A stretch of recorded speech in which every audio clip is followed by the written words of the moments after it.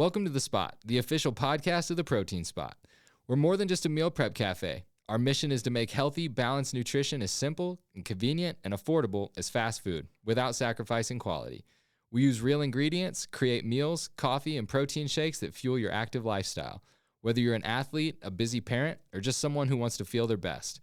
On this podcast, we'll share our story, talk about the business behind building a healthier food culture, dive into practical nutrition education, and bring on athletes and experts to inspire and motivate you on your own journey.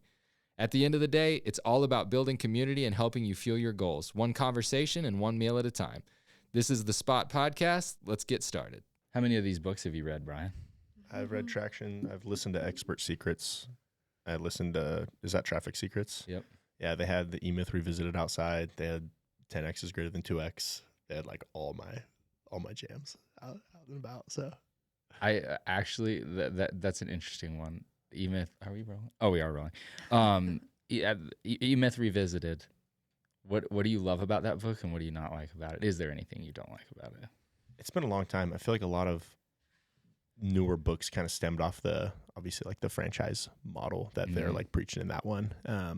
Actually, I haven't read it in a long time. I was going to reread it, but then I just picked up, somebody gifted me actually Don't Sweat the Small Stuff, and it's all small stuff. Yep. Which I've been reading that. So one. I haven't gotten back to the E-Myth, but I don't know. It was one of the first ones where I was really getting into business and was like, oh, this is cool. I don't know. We talked about this a little bit, but the one thing that I disagree with the E-Myth is if I could go back and redo my early business life, entrepreneurialism, the one mistake that I made that I would fix is that the E-Myth teaches you to basically replace yourself as you scale. It's like you get to a certain place, you need to replace yourself, and then it's like the ability to work on the business, not in the business kind of thing. And where I think that fails a lot of entrepreneurs, and what I would do differently is you get so worried about replacing yourself in the role that you're in that half the time you take yourself out of what you love doing and you put yourself in the stuff that you don't like doing. And I wish I would have done a better job of that early on, which is like protecting what got me there. Because it's like what you're great at, you end up like not doing any of. Like when I was growing the gyms, we talked about that. When I got to like 15 locations, what I loved was being around people, working with the team, being in the operations, like the nitty gritty of it. We got to a point where literally I was doing none of that. And I was spending all of my time on payroll and accounting and taxes and lines of credit and business loans and like all the stuff that I didn't enjoy. And so it got to the point where I just fell out of love with some of it for a minute, So that's like the one thing that E-Myth, I wish that they would like rewrite that book and be like, be careful. Buy back your time was really good about like what you should do. Yeah, agreed. I was going to bring that up. Like it stems off and it's like, the things you don't like, get rid of those first. Yeah. Like absolutely. Yeah, exactly. And stay in like your zone of genius and where you thrive and like everything else can go away. But yeah, some people some business owners think like they have to just progress towards that next administrative step. But it's like, no, if you're really good at sales, like get somebody else to do all the other stuff and stay in sales or whatever it is and just stay there. And then it makes everyone happy. It's good for you to do what you like and it's good for the people you hire to do what they like. And it's like wins all around. So yeah. And I feel like you almost have to have an outside perspective of that because another thing about business, a lot of times you don't realize what you're great at until you're already like down the road. Yeah. And then all of a sudden it's like, oh, I'm really good at X, Y, Z. But if you didn't have anyone to tell you that, you're just trying to do everything. And that's dangerous. Anyways, that was a bit of a cold open. All right. That's a good clip. Yeah. Next.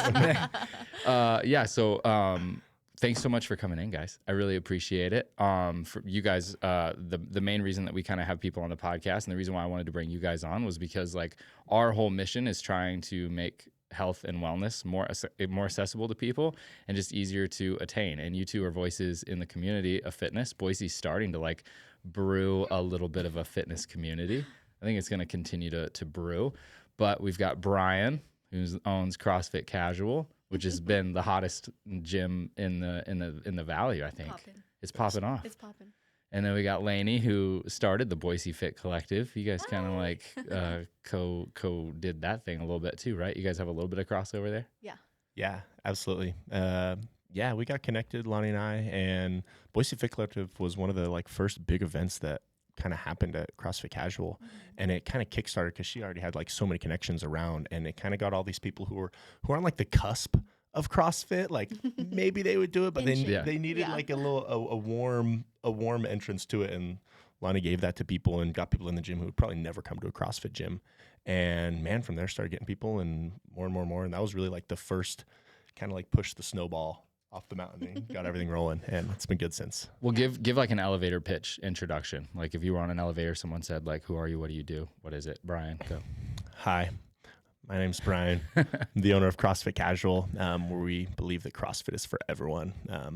Just trying to make CrossFit more accessible to people and take away that stigma that you have to be some crazy fitness freak to come and do CrossFit.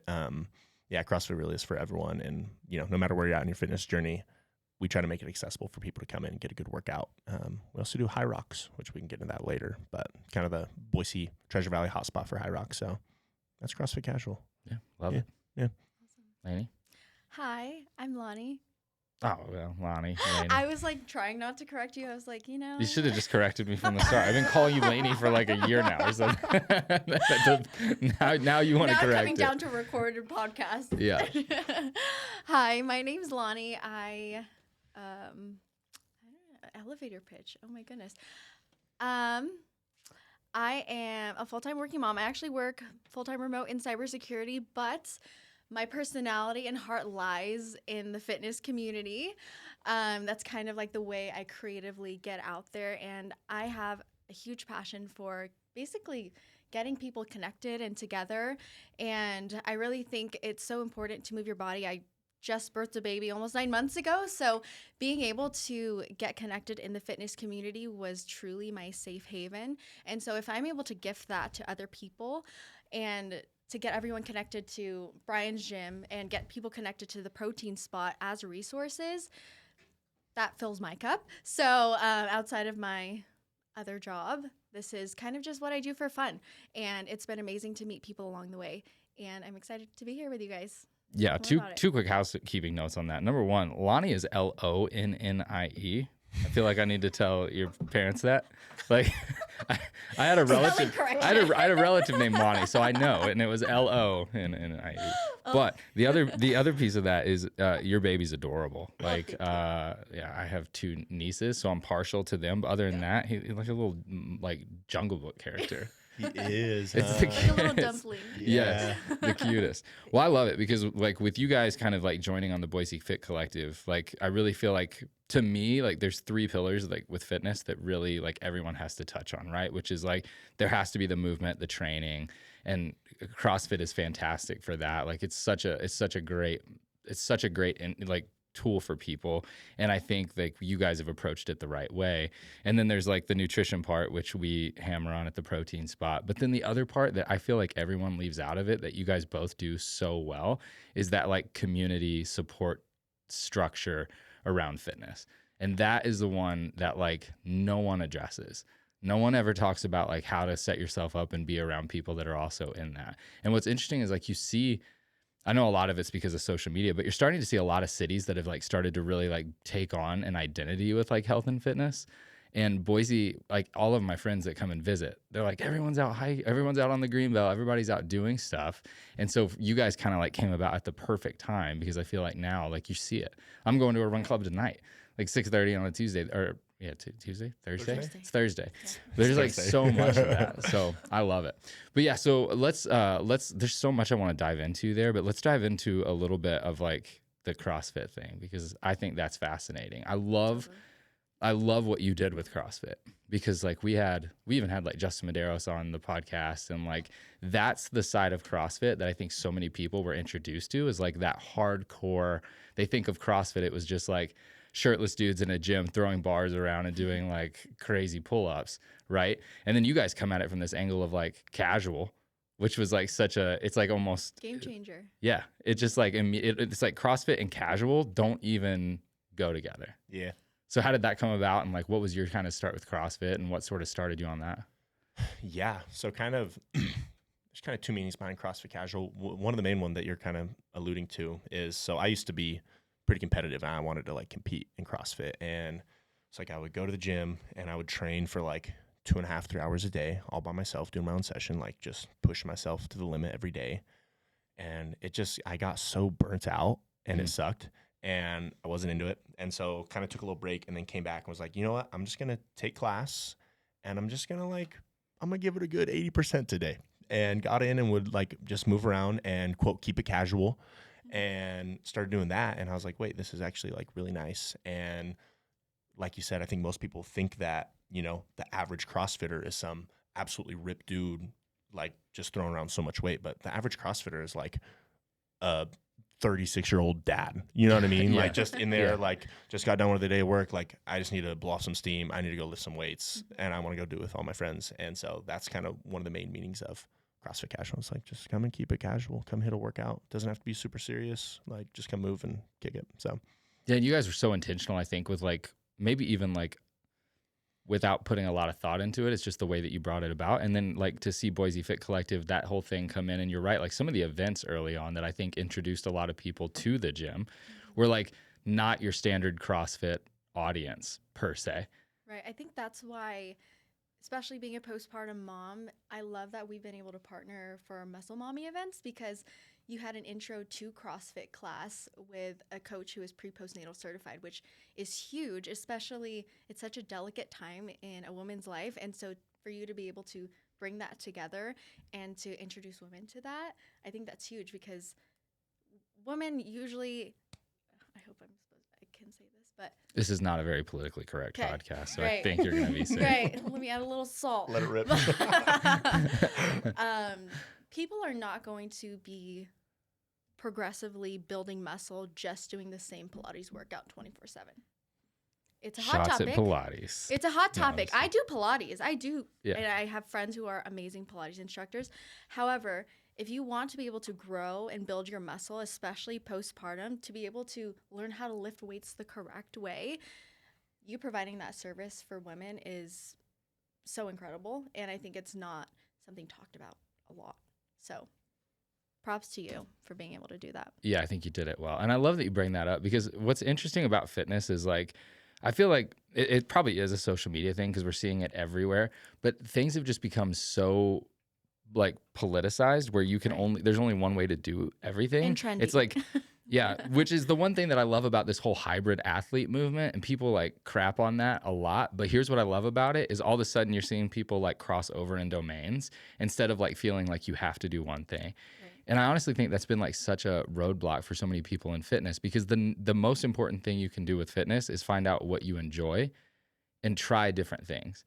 Like if you're just doing one thing, then you're going to become one dimensional. You're not going to live a full life. You're not going to be able to do different things, right? Like that's what's cool about this whole like hybrid athlete movement that's been so popularized is like I love the fact that you can go take a Hyrox class and then go to the gym and just throw around a chest and back day and then jump into yoga or do Pilates. Like it's all about movement. Like just go move. Yes. So I think, yeah, exactly. Get off your seat. Yeah, get up and move. And so I think like what's cool about the Boise Fit Collective is you guys have partnered with like so many different types of places, right, and made that possible. But then even a little bit with CrossFit, like you see that in CrossFit, because it was like CrossFit hated Hyrox. And then you were one of the first gyms that I really saw that were like, that did both and made it work. Yeah. Was that like intentional or? Yeah, I think you're right with the whole hybrid athlete. Like I'd say probably Nick Bear kind of started that thing. Like he was one of the first. I don't know about one of the first, but he definitely popularized that in my opinion. And I think he monetized it. He was the first one to really monetize it. Yeah, for sure. And people are like, oh, this guy's awesome. Like I want to run like him and lift like him. Yes, like we're for gonna sure. do that. And Hyrox kind of became the sport of like that athlete. You know, it could have been anything else, but Hyrox was like, oh, you know, we run and we lift and yeah. And so kind of saw that on the up and up, and yeah, started doing it and it caught on. It's crazy. I think what Hyrox does super well is it doesn't matter where you are in the spectrum of like your fitness journey and how advanced or beginner you are, you can do a Hyrox. Yeah. Because the movements are relatively low skill, which is what CrossFit maybe like, you know, it struggles with a little bit more at the higher end. Mm-hmm. You can, the movement's more predictable. And so like for Hyrox, it doesn't matter if you're starting out or if you're super advanced, there's a level at which you can go participate in those things. And so to see how well that's taken off, you guys had a ton of people from Casual that went down to like some of them here lately. Was it Anaheim? Yeah, we had like 45 plus people representing the gym down in Anaheim, which was super cool. It's amazing. It's like half an airplane flight of cool. just casual It was people. cool. Lots of airplane snacks, I bet. Yeah. Delta owes you guys. Yeah, we had a whole Airbnb just like full of people there, and people in hotels and elsewhere as well. But it was pretty cool to see them all come out and represent the gym. Yeah, in terms of what you said with like barrier of entry, super low, not super low, but I compare it to like a half marathon. Like somebody with relative fitness could train, maybe 2 months and do halfway good at a Hyrox. And same thing with like a half marathon, depending. But yeah, it's like that low barrier of entry. It's something to work towards and something to like keep people engaged and like, hey, I signed up for this thing. I better start working out now, So yeah, it's been good. Yeah, and like also, I think they got so many things right that CrossFit sort of fell off of in the last few years, which obviously like CrossFit selling to private equity and all that, like kind of was a weird transition for them. But then Hyrox came along and like not only did they like hit that part of it on the head, the other thing that they did super well was like they set up the event in a very like visually pleasing way to where it became like super trendy on social media. So people see that and they like, I want to do that, and then you like 2 or 3 things on your Instagram that are Hyrox. And the next thing you know, all you see is like Chris's Instagram posts all day long.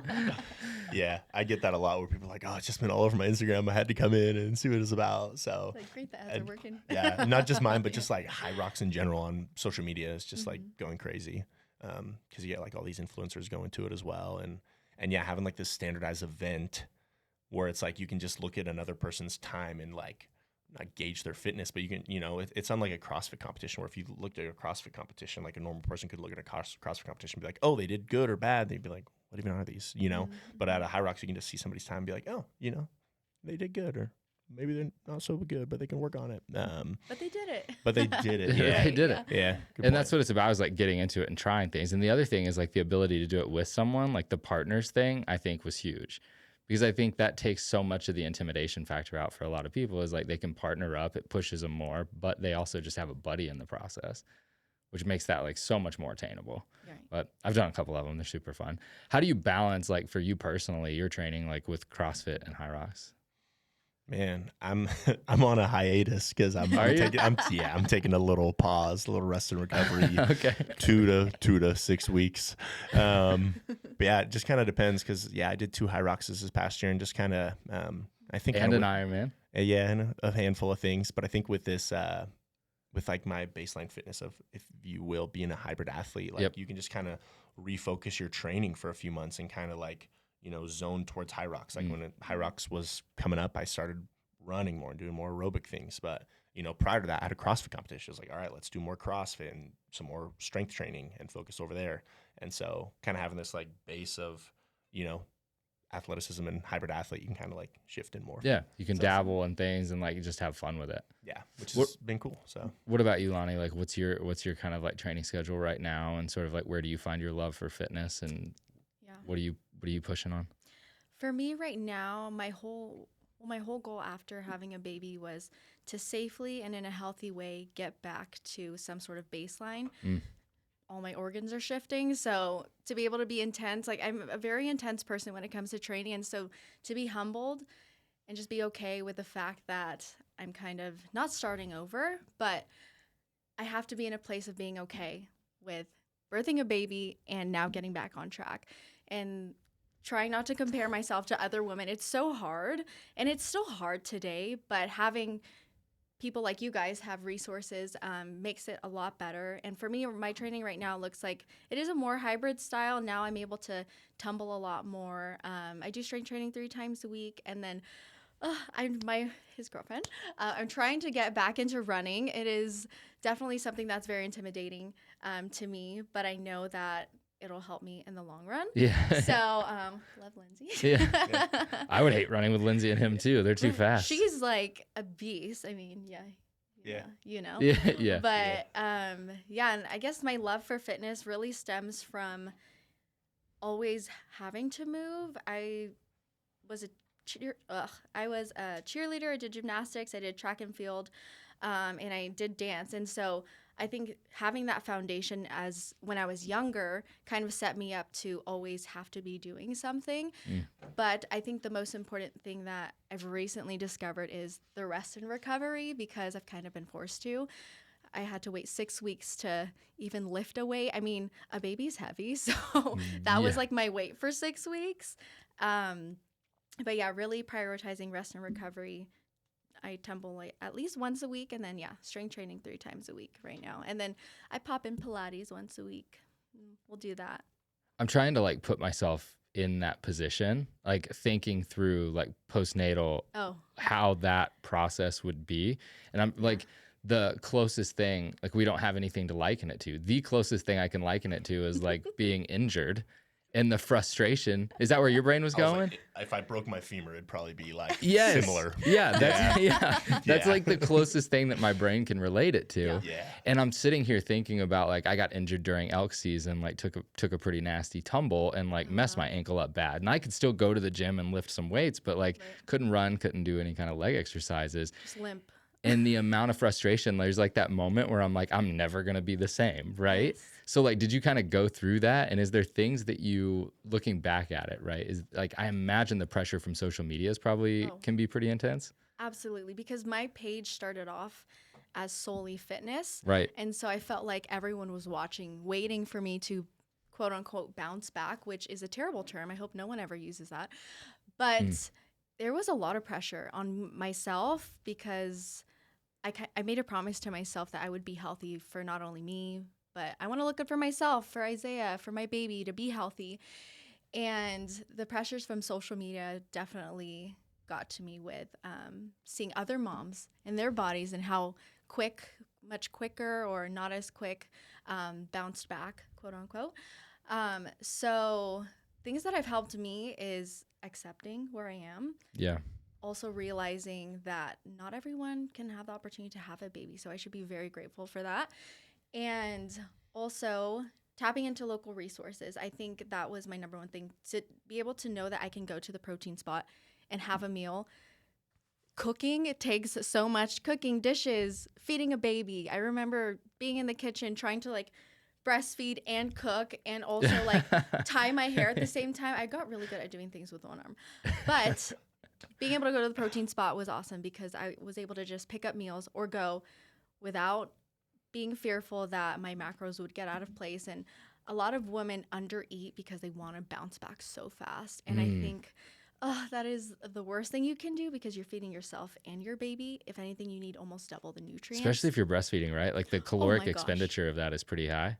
It is 300 to 500 calories a day. I like how you looked at me like, Like, right? I like yeah. Brian, can you back me up on that? Yeah, right? Jamie, look that up. ChatGPT quotas. It's definitely a real thing. And I'm like trying to think who told me that because I'm like, that's not a statistic that I should have in my head. But I think it was Morgan. I think it was Steve's wife. Shout out Morgan. I think she told me that. Makes sense. Yeah. She was like, it's the same expenditure as like running a half marathon every day or something like that. Yeah. And especially the longer you go, the more it takes a toll on your body. Because I still am currently, and sometimes I forget. Like if I don't do a workout that day, I'm like, well, I still did that. And so, I mean, that's a lot of work. But fueling your body. I think that was one of the most important things, is making sure I ate. Like if I didn't do anything that day, if I was just laying down, as long as I ate some food, I would be good. Or going for a walk. And that's why I love, CrossFit Casual. They were such a staple for me during my pregnancy because I did not know I could still work out as intensely as I did, but in a safe environment, which was super helpful, very supportive. So it's awesome that, we can have local resources for pregnant women, postpartum, because it's very isolating postpartum. So to be able to have you guys is super essential. Yeah, I can see that. It's interesting because my brain's going in a lot of different places with that. Like I obviously have zero experience with that side of things. Really? Yeah, surprisingly. But the thing that's interesting about that is like I'm trying to think through like what happens to you on a fitness. Like you take someone who's like been extremely athletic and physical, and you go through that long process. But also there's things that your body has to go through things to have a kid that it never like it's stronger in a new way, but it's not the same, right? Totally. And so I'm just thinking through like how much that could have an impact on you, and especially with like social media. Because as a guy, like I'll tell you, like for me, coming from a weight loss background, right, which is a pretty insignificant thing compared to having a kid, Still but significant. having lost, like I lost over 100 pounds, right? Yeah. And so like for me, there's things on my body that changed, right? I'll have stretch marks on my shoulder that like aren't gonna go away, or I'll have loose skin that's not ever gonna go away. And learning to not compare yourself with other people on social media, and like being okay with the story that your body tells is like really difficult to do, but a powerful thing too. Absolutely. So yeah. That's interesting. Cool. So I love that you brought that up, because one of the things that I wanted to like put a cap on fitness as like the topic there is like, what are the things that you guys see from your lens, like this time of year, that you think people kind of get wrong about starting fitness? Like if you're someone who isn't going to the gym regularly, right, or is wanting to kind of get into fitness more, like what are the things that you see that you would like steer them away from, and how would you tell them to start? I would say just get off your butt, honestly. Yeah. Like, you're never going to start if you never make that decision. And I hate the word motivation, because we get up every day to be able to go to work or to be able to do a task. We might not necessarily be motivated, but it has to get done because of the goal in mind, right? So if you want to look a certain way, if you want a certain result, you have to just make the decision, suck it up, and just do it. Yeah. Because if you're waiting for motivation to come around, it will never come around. Or it'll come with New Year's. It'll come for 2 weeks. And I'm sure, Brian, you might see this in a week or so. Gym owners, baby. Jim has been going crazy. Jim has been going crazy. Come on. And if We'll see. We'll see come I like hope February, not. Yeah, March hope what not for happens, you. but fingers crossed. It's been, I'm sure you'll keep them. But I mean, human nature, we just give up so easy. And if you don't have your why, if you don't have whatever is fueling your fire to get to your goal, you're just going to end up like the average person, unfortunately. So for me, what has helped is keeping my why in front of me, whether it's creating a vision board. If that helps you, that's great. Or having people hold you accountable, joining community groups, joining a gym, but with somebody, or by yourself, but joining a gym community that actually cares about the people, checks in with the people. I know Brian's gym does a great job about that. So, having people hold you accountable, I think is the number one thing.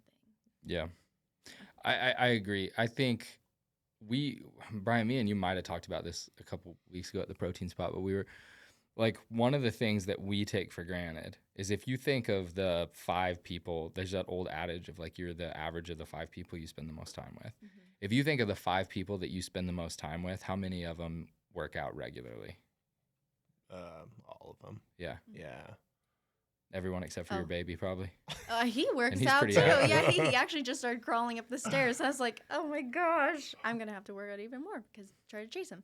But yeah, everyone around me works out, and it's cool when you do have that circle of 5 or circle of 10, because when you say you're busy, you're at the gym, they're not complaining of like, oh, they're just doing that thing again, but they're supportive. They're like, go you.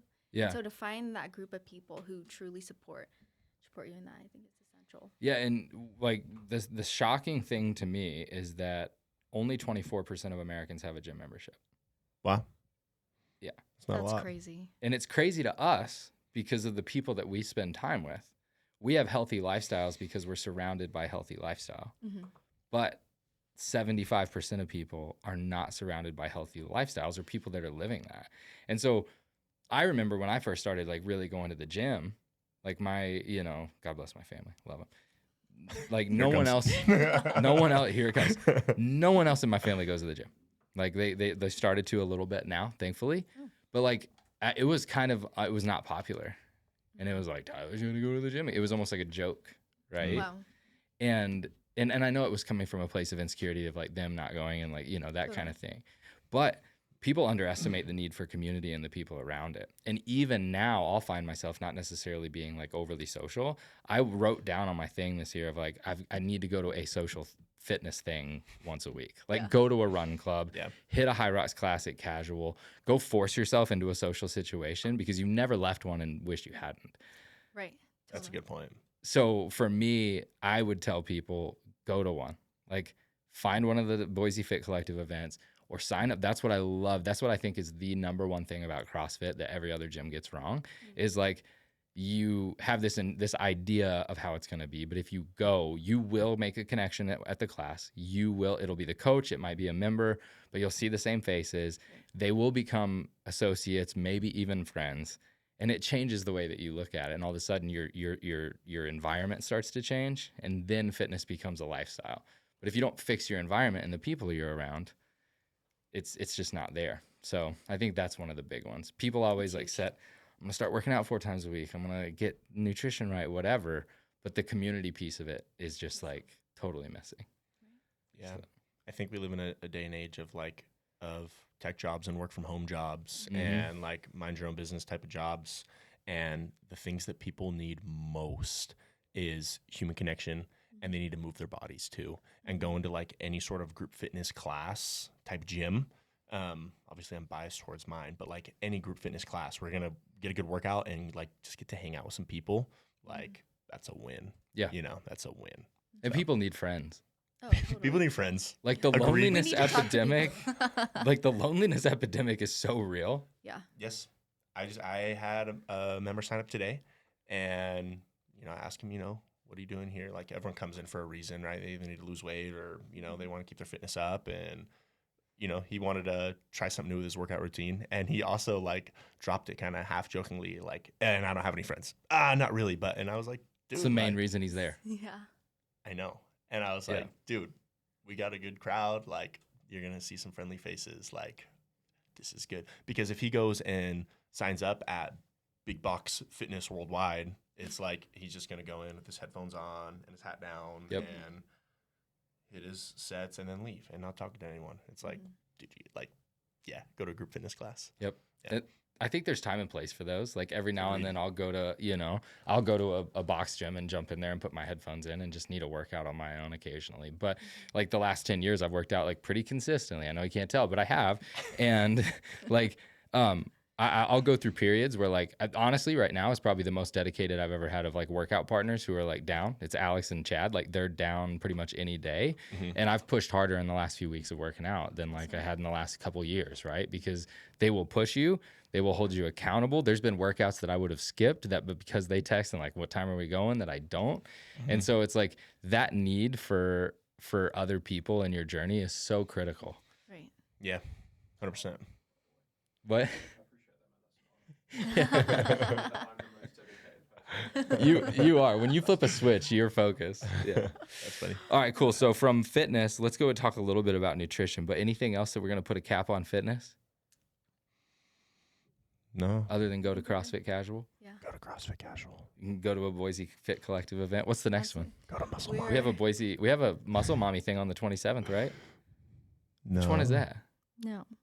Oh, that's somebody else Oh, doing. wait. No. Yeah. Not the Muscle Mommy event. We have something wrote on our board. I'll look at it. Okay. It's like, it's not me. Might not I'm be. offended. Maybe I'm just kidding. Often imitated, never Fitness is for duplicated. everybody. Yeah. No competition here. Let's all collaborate. There's only one Muscle Mommy. I'm just kidding. The OG. Let's talk about nutrition then. We have a new food pyramid. I Do heard it's we? upside down now. Did you guys see that? I just saw a meme. No. Yeah, Tell me what it is. They're saying it got Sweets just on flipped. top? I'm just kidding. Microplastics. They're saying it just got flipped, but it's a little more nuanced than that. Okay. But it kind of did.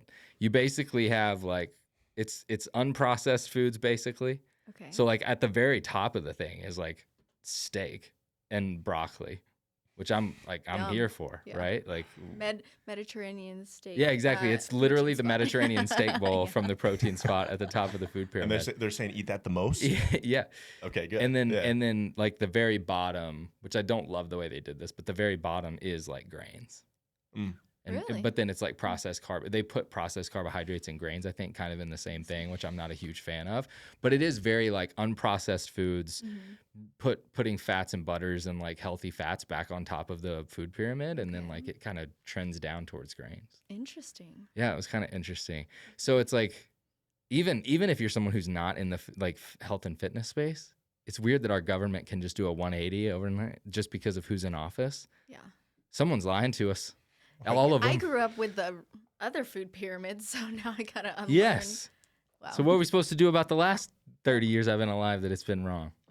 I don't know. That's interesting. Yeah, I don't know.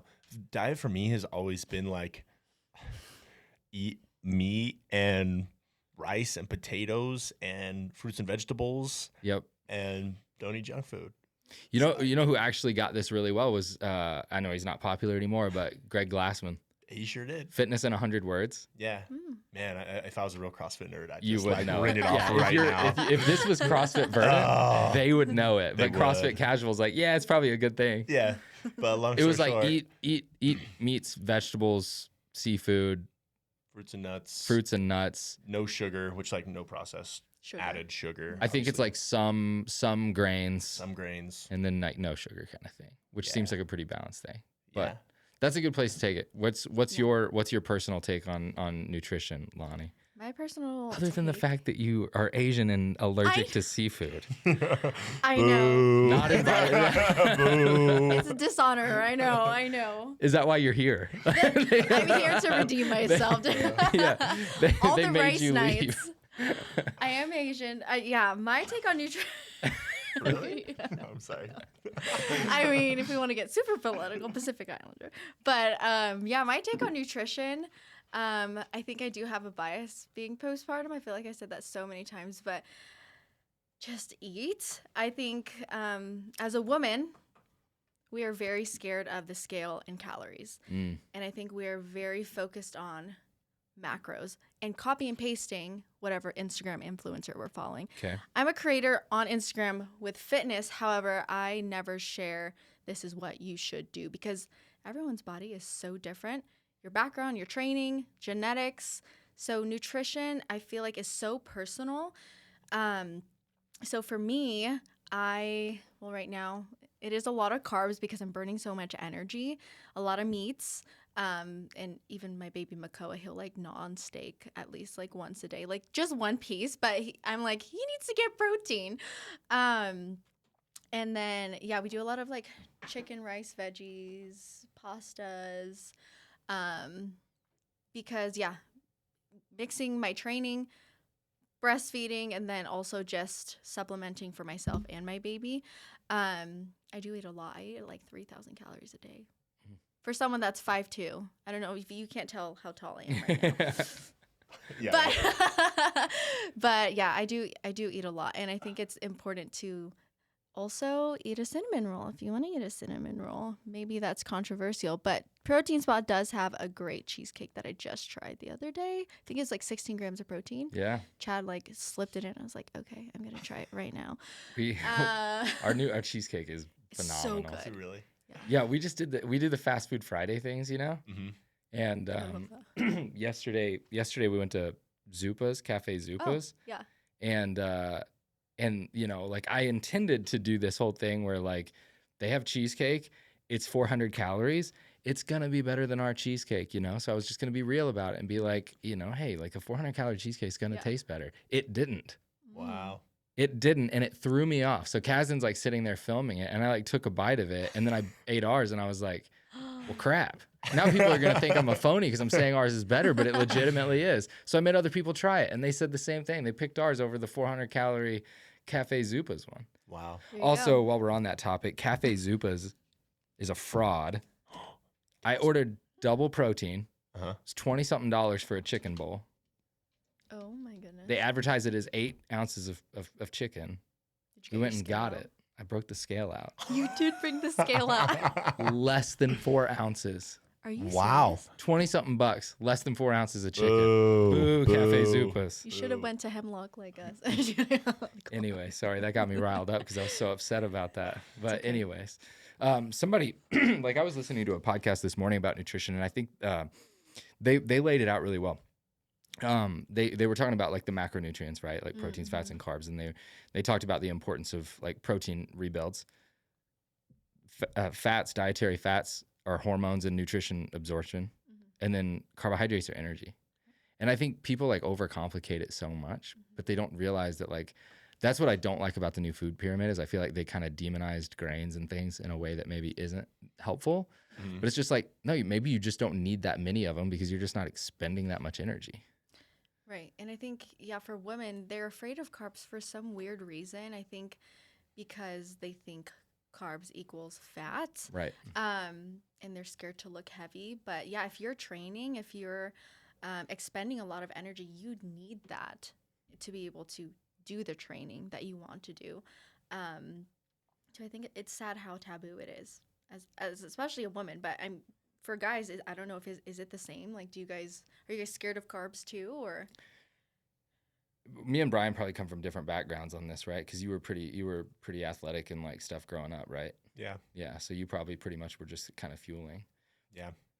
I would say that like low carb, like for me losing weight when I first started trying to lose weight, low carb was definitely championed as something that was like the fastest way to do it, right? Because like a lot of, reading muscle and fitness magazines and stuff like that, that's how a lot of them would get lean for shows and stuff like that. So you'd be reading that information and you would start to demonize carbohydrates a little bit. Yeah. But it wasn't so much like the carbohydrates that was the problem. It's like I think the pressure for guys is different just because like what's portrayed out there for guys to achieve is like you've got to now be like a pretty intense athlete and you have to look like Thor. Like you have to maintain like 200 pounds of lean muscle mass while being able to like go and run 5-minute miles. And so the good thing is like performance is being championed, but I think the pressure is just different for guys. I think for a long time, girls, it's just like if you're just thin enough. Right. And then that always changes. Like, what is thin? Is it, or can you be curvy? And now you could be whatever you want. But it's so interesting how it changes, like the women's view. Yeah. Before it was like low-rise jeans, and if your stomach was flat enough to be in low-rise jeans, then that's what it is. And then now it's a little bit more all-inclusive, which I am happy about. But also, I think we should enable people to stay where they're at. Yeah. I think you should, be moving in some way, sort of fashion. What we talked about, like 45 minutes a day at least. Yep. And maybe not celebrating the couch potato. Yeah, it is right? Such a fine line. There's such a fine line between like making people comfortable enough to make change and also like being ignorant to the fact that being obese is unhealthy. Right. And like it takes a nuanced approach to be able to dance on that line. And I feel like because people have gotten so binary, it's like you're against fat people. It's like, well, no, I don't think that that's optimal for their health. And I don't think that they're happy with it. And I think they need to feel okay making healthier decisions. Right. But, and so it is like this nuanced approach. I will say, I think women have done a much better job over the last handful of years making that shift away from like starving yourself to, because the largest growing segment of gym membership in the last 5 years is women who want to strength train. Love that. That is the number one growing segment. That's cool. That's awesome. And it used to be like in marketing terminology from the fitness industry, it used to be what were called weight loss drivers. Okay. So it was people who were coming to the gym looking to lose weight. That was the number one for years and years. Now it's women who want to strength train is the number one growing thing. And so that message is like started to sort of like catch some traction. And I think guys are kind of behind on the thing because guys have a much more like hardcore approach. So I think for guys, it can be a little bit tougher. Like for guys, you're either one of those dudes that's like all in and going to the gym and hitting it hard. And you're like, And if you're not, you almost feel like guilty that you're not that guy. Yeah. Because we have all these David Goggin-esque figures in our life that are like, what are you doing? Like, you're wasting your life. Get up and go.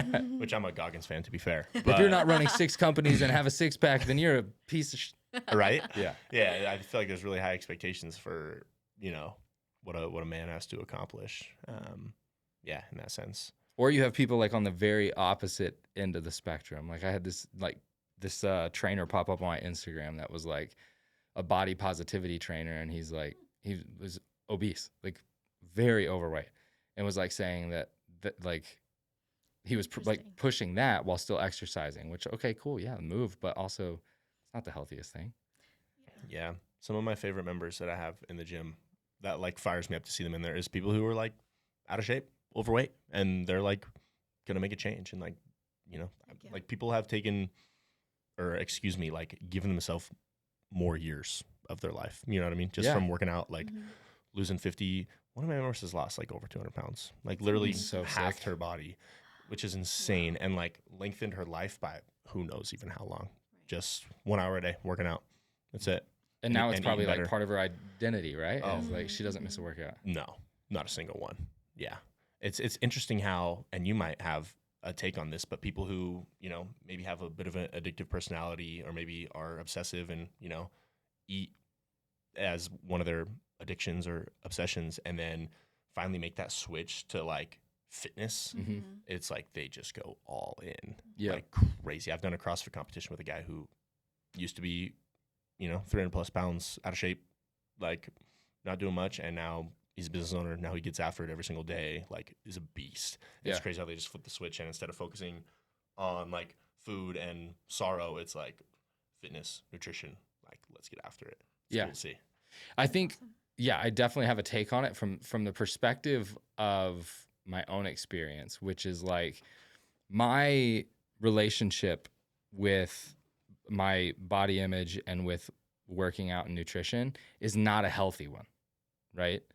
Like it's not the ideal, like intuitive eating and like feel good about and self-empowerment and all that. No. Like I track my macros at least loosely almost every single day. Yeah. I weigh myself at least 3 or 4 times a week, right? And I keep parameters in place. I keep something on the calendar like a fitness event. I do all of that because it would equally go as destructive the opposite way, which I would just stack my weight right back on. Mm. And so it's like the whole idea of like having you should have like this healthy view of fitness and nutrition, but unfortunately, like not everyone's going to be able to achieve that. Right. So I would rather you be unhealthy looking at it one way than like the other way, because one of them's healthy, right? It's way healthier to eat the right things and probably work out too much and like do, you know, run Ironmans and do stuff than it is to like do absolutely nothing, which is the alternative. Yeah. With like some of the members and stuff that you've had come through, and I'm sure you've seen some of this too with like moms that have come to some of the events, like the ones that successfully make that change versus the ones that don't, what would be like 2 or 3 things that you tend to see consistently with them, be it like a personality trait or a habit they form? For the people who come and like stick with it, Yeah. who are on that mission, I think just like swallowing their ego and accepting that they're gonna suck at first. Like coming into CrossFit and they're like, I can't even squat all the way, like I can barely do the bar, but I'm here. Yeah. And Yeah. I'm gonna do it. And because people come in and they look around, and we have fit people at my gym, and you know, they start doing the compare game and they start trying to equal them, and then they get smashed by the workout and it's not good. Those are the people who drop. But the people who stay are like, I'm gonna suck at this at first, and it's gonna take a long time. And it's the delayed gratification of like just sticking with it and taking baby steps towards that goal, and knowing that you're not gonna get in shape in a month. Yeah. Like and especially if you're in a position where you haven't worked out in, you know, 6 months, a year, 2 years plus, like it's gonna take some time. Like almost equal amount of time of like, oh, I didn't care about my health or fitness for 2 years. Like, man, it might take 2 years till you're in a spot where you're like, man, this is good. But just as long as you keep stacking bricks every day and like small baby steps towards it, I think that's a major thing for people who stick with it. Yeah, it's like almost that the way that you view that failure. I hate to use the word failure, but like learning maybe. yeah, it's like the ego is such a big part of it. And what it made me think of a couple things. I have a friend who owns a gym who they're running like a 6-week challenge that they did that was like a really cool setup, right? Mm-hmm. And they had this guy, like one of the assessments was like push-ups. And they had this guy come in and like was not in very good shape, you know, but he was there and had a bit of an attitude, but he like started trying to do the push-ups and he got like out push-upped by a handful of the girls right? And he left right after the assessment, never came back, never answered a phone call, nothing, right? And it goes to that ego sentiment. And like ignorance of like, oh, I'm better than this. It's Yeah. like, well, right now you're not. Yeah. And you got to be okay with that. Yeah, and it can come from two places. It can come from like an egotistical sort of place, or it can come from like a fear of judgment. And That's true. It can come from either one of those. But I think, not saying that there's not assholes out there, but I think what you'll find in like the fitness community is that it's far more supportive of new people than what you think it might be. 100%. Like even for me, I get humbled. Like I can perform fairly decently in physical athletic events, right? I'll go with someone who's great at it because I'm not great at any one thing. But if I go with someone who's great at something, I'll get humbled quick. A great example of this was like the track workout that I went and did with you guys. Like, I don't know, that's probably been like a month ago. Yeah. Like show up at track night, right? And like I've ran some ultra marathons. Like I'm a more of a long distance dabbler. But I got smoked. I was the slowest person on the track by like a lot. Like I was like, they were literally lapping me. But every time someone would lap me, it's like, you're doing great, sweetie. You know what I mean? Little tap on the butt. Yeah, exactly. They're not even breathing hard. And it's like, you're doing great. And it just like keeps going. So I think you just have to be like, okay with showing up and like knowing that the process is going to get better. Mm-hmm. Yeah. Man, side tangent. When you get passed, when you're the slow guy, not saying you, but just in general. I know what you mean. Yeah, I know who you're talking about. Do you want the person who passes you to say good job? Yes. Yes? Yes. I have this conversation with Lindsay. Lindsay's really fast. And she'll like pass people and she's like, do I say like on your left or like good job, or is that just kind of like picking on them? I'm like, no, I think it's good. I think it's encouraging. Look, I know you're passing me. Either way. Yeah. Acting like you're not is way worse. Yeah. Acknowledge me. Acknowledge my existence in that moment of like. For me, it's like finishing a CrossFit workout and maybe I'm the first, second, third guy to finish, and then like cheering on the other people. I'm like, are these people sick of me cheering them on? Like, do they like, good job, you're still going. Like, that's how I sometimes perceive myself. I'm like, no, I think they like it. Yeah. I think secretly. Yeah. It probably depends how much of a pain cave they're in. True, because they could just be like, shut up, like don't even. But if I'm hurting, I won't even hear you. True. But I appreciate the little, like I know you're passing me, so the little bit of like you're doing great. Okay, I'll pass that on. Yeah. Man, my thought about like the guy who come in and did the push-up test and leaves, maybe not because of ego, but just because like he thinks he's gonna get picked on or bullied by the people in the gym. I think it goes back to when we were talking about the 5 people around you. I bet the 5 people around him in his life at that time are the kind of people who maybe would pick on him for trying to better himself, out of their own, like trying to drag him down and not let him rise up, right? And so maybe that's just what he's used to. Like when he fails at something, he's going to get picked on for it. But like the people inside of a gym are not those type of people. Like they see people fail every day and they're like, hey, get up, keep going, like good job, like you failed, good job. And so I think just exposing yourself to those people for long enough where it's like, oh, like it's okay if I mess up, like they're going to be here to pick me up. Like getting around those type of people is so huge. And I think that's why we created the Boise Fit Collective is, one, we wanted everyone to get exposed to different types of movement, but also to be exposed to encouraging people. We all agreed this is a drama-free zone. Everyone can come wherever they're at in their fitness journey, and everyone cheers each other on genuinely. Like there's no weird competition. There's no, how could I say that? Like a hidden agenda or anything like that. Yeah. It's truly, everyone is cheered on for where they're at, but also pushed to become better, which I think is the most important thing of why we created the Boise Fit Collective is not everyone's going to maybe go to CrossFit Casual. That's okay. Brian's okay with that. He has had vendors that have other gyms in there because he truly supports the mission of movement, not, of course, your gym, which is booming, by the way. But yeah, if someone wants to go to a different gym, the fact that you are moving, that's kind of why we created it, is so they can have like a little fitness sampler.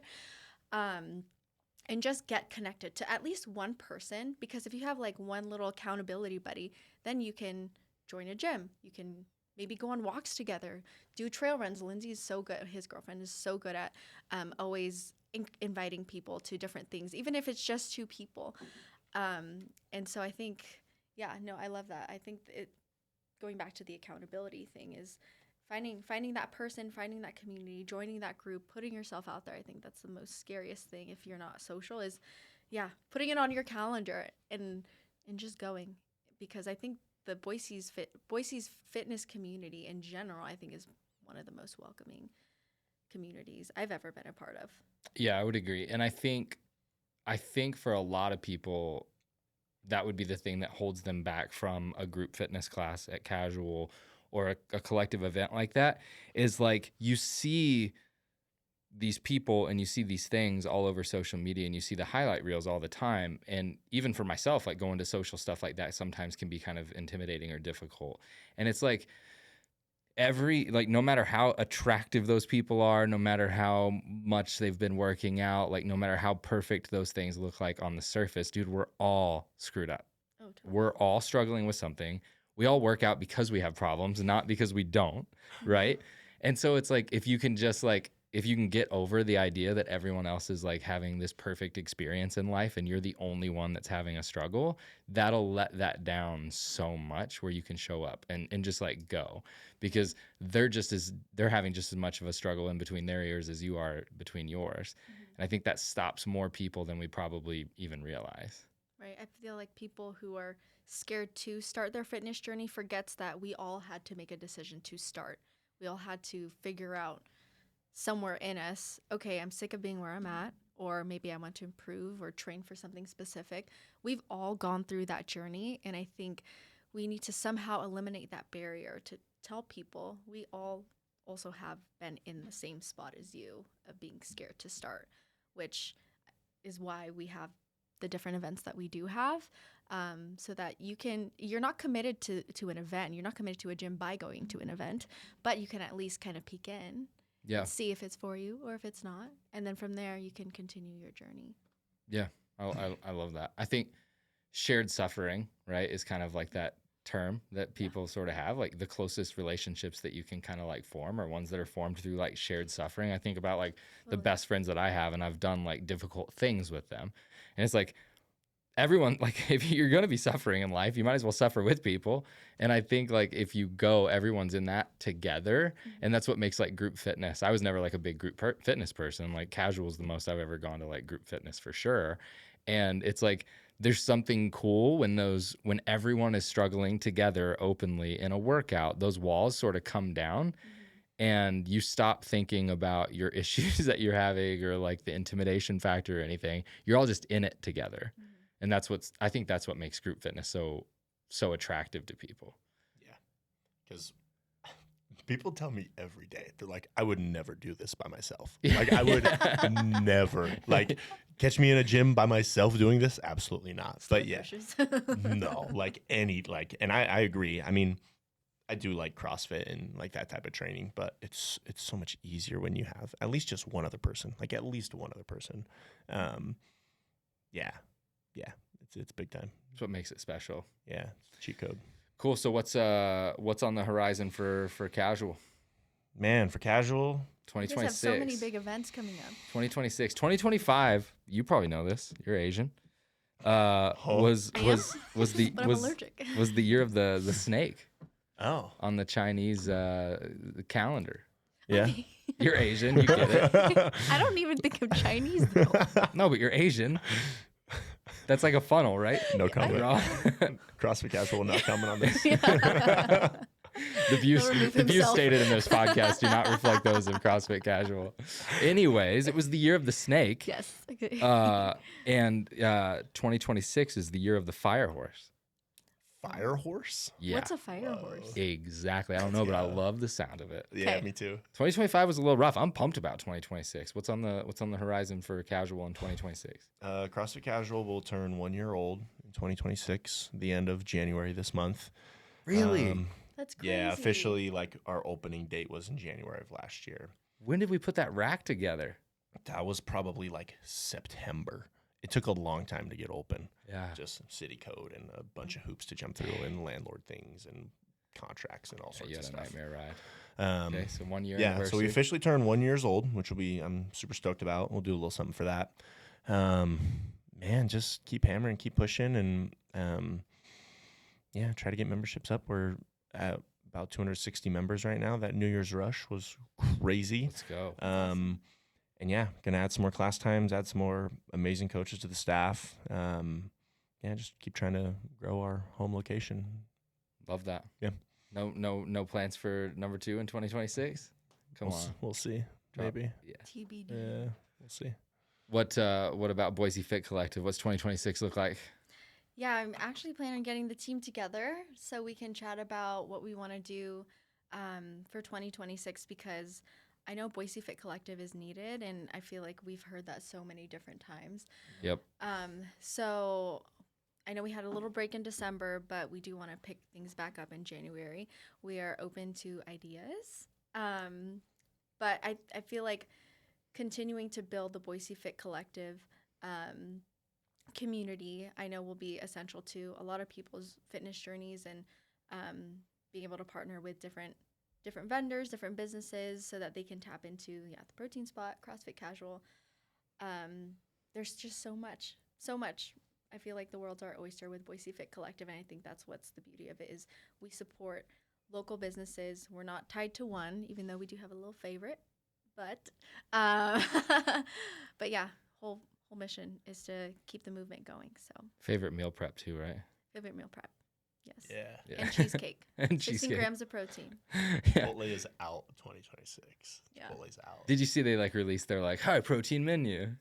The protein spot's in. I didn't see that, no. Yeah, they like released like this new like protein thing. I'm like, they're copying us, bro. Yeah. Like, what the heck? Ripping us off right now. Dude, the bad one was I was sitting there like 2 nights ago, and like I opened up my phone and I got hit by a targeted ad from Mo Betta's in my own restaurant. Oh, really? And I was like, they about to catch these hands, dude. Yeah. And I looked up the macros on their steak. 4 ounces of their steak. You want to guess their macros? Gosh, what would it be? 12 grams of fat, 12 grams of protein. Only 12 Oh. grams of protein? Only 12 grams of protein in their steak. Come on, Mo A Bettas. 1-1 ratio? Really? Yeah. Can't trust. They need about to to- be they're catching Mo up. better than that. Yeah. Yeah. We are way more better. I love it. All right, guys. Any closing thoughts? Okay, what's Protein Spot 2026 plans? Oh, yeah. All right, Protein Spot 2026. There's I am hyper passionate about education and awareness around nutrition. That's something that like really drives me. Is I feel like people are preyed upon by the diet industry as a whole Mm-hmm. and big pharma, and I feel like there's 2 things that people don't get taught about: nutrition and taxes, and I think both are a crock. So A what? a crock. You never heard that? No, it went over my head. Sorry, I'm Southern. I'm from, like, that's the thing. But anyways, both of them are a sham. The sham makes Okay. sense. Copy. Like, why do people not understand the basics of nutrition? Like, physiologically, nutrition is very well understood. Mm-hmm. Yes. Extremely well understood. Weight loss is very simple. Yes. Like, it is literally a math equation. It's 2 minus 1 equals 1, right? Yeah.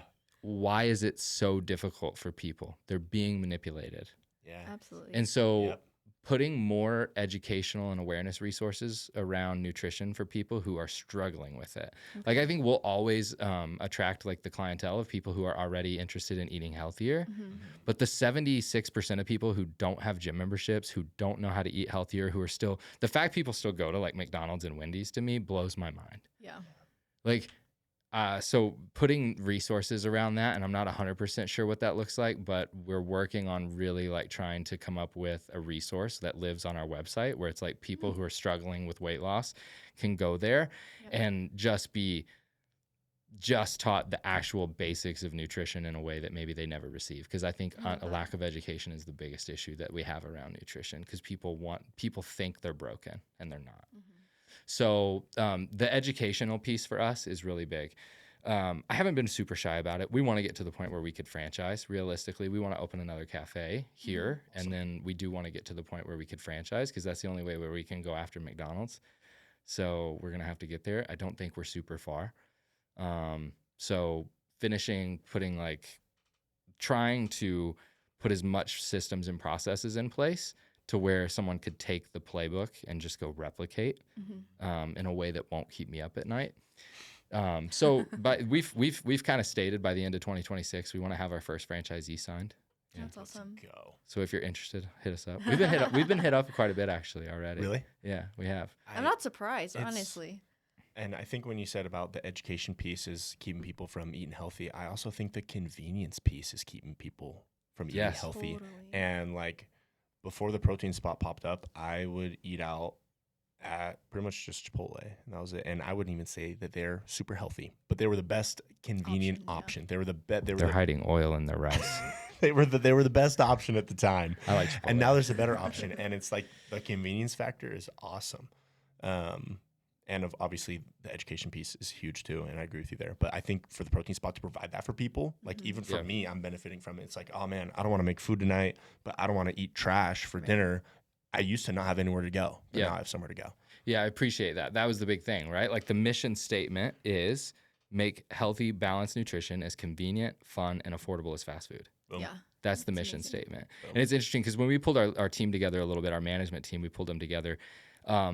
One of the things that I hadn't really talked to them enough about was like they were like they were like, shouldn't we stay away from the word fast food because it gets put into a bad food category?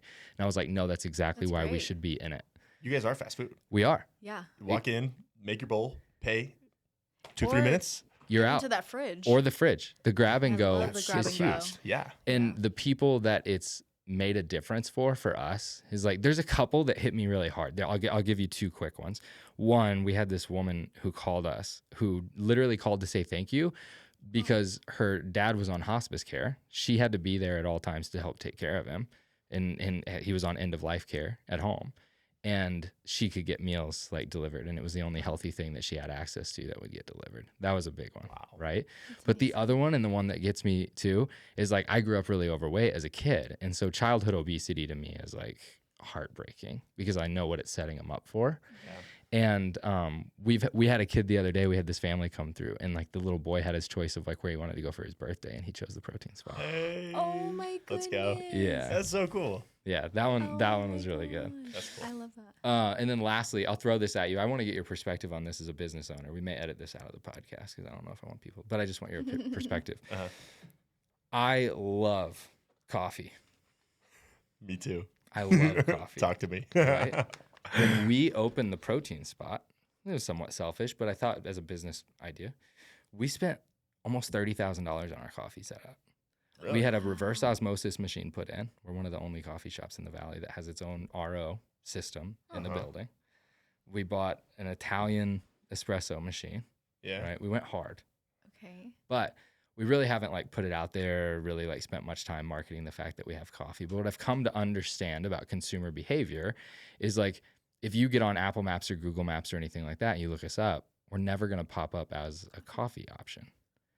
But I think one of the biggest issues that people have with nutrition is breakfast because they go to a coffee shop like Starbucks or something, they grab something that's easy and convenient and they're out the door, but it's normally like an 800-calorie blueberry muffin.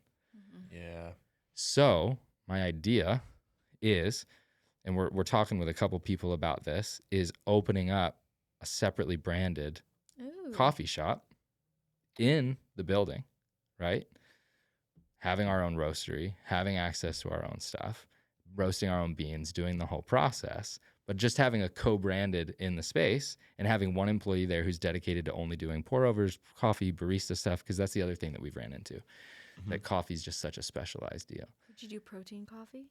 Yeah, we already do. Would it be in your location? Yeah. Or? Okay.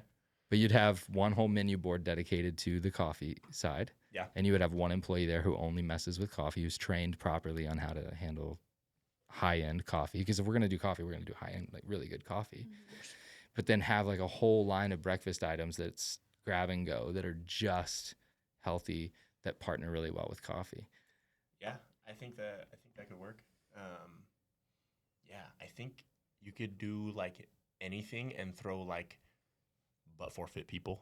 You know what I mean? Not like actually, but you know what I mean? Like you can take anything and brand it towards that fitness world. And I mean, if it actually is healthy, which you would make it that way, then like perfect. Like there's not a coffee shop in town like where you can go and get a protein donut. Yeah, for like fit Yeah. people. You know what I Yeah. mean? Or for people interested in it. And for us, we have we'll have the largest collection of like sugar-free syrup options, milk options. Yeah. Like we have an unlimited access to that stuff, plus like protein recipes. Would you make it a drive-through? So we have the capability to do a drive-through. That We would be a actually, game our building is changer. zoned for drive-through, and it already has Yeah. the window set up on the inside. It just, they put a wall over it whenever, or they just like put sheetrock over it when they had built it out previously when Zen Baja was there. So we're kind of set up for one, but we would just have to figure out the operations of it. But that's another thing that might be happening soon. Drive-through breakfast and drive-through coffee, especially where you're at. Yes. That's a mainstream into town for all the people coming to work downtown. Every day when I pull in and I see all those people at Starbucks, it makes me, I'm like, Sick to your I'm like, stomach. dude, our coffee setup here. is so much better. Yeah, But people just it's not a coffee shop. So. true. I was actually thinking about this the other day because I was driving around with my baby and he was sleeping. And I was like, where's a healthy drive-through spot? Because I can't leave him in the car. Yeah. And I think we ended up going to Cafe Zupas. And I mean, 4 ounces. yeah. I didn't bring my scale with me, but I could not think of any healthy drive-through options. So I totally think we should do something with a drive-through. We need to come up with a term that's like for like being catfish, but for lack of protein. Like if you label something this much protein and then I don't get it, I'm being protein catfished. Yeah, you could like trademark it. Yeah. All right. Well, I appreciate your guys' time. It's been a fun chat. Thank you. Till the next one. Thank you so much. All right. Thank We're you. signing off. Hey, thanks for tuning in to the Spot Podcast. If you enjoyed today's episode, be sure to subscribe so you never miss a conversation. And if you're local to Boise, stop by the Protein Spot and grab a meal, a smoothie, or just come say hi. We'd love to see you. Until next time, stay fueled, stay strong, and remember, healthy doesn't have to be complicated. We'll catch you on the next episode of The Spot.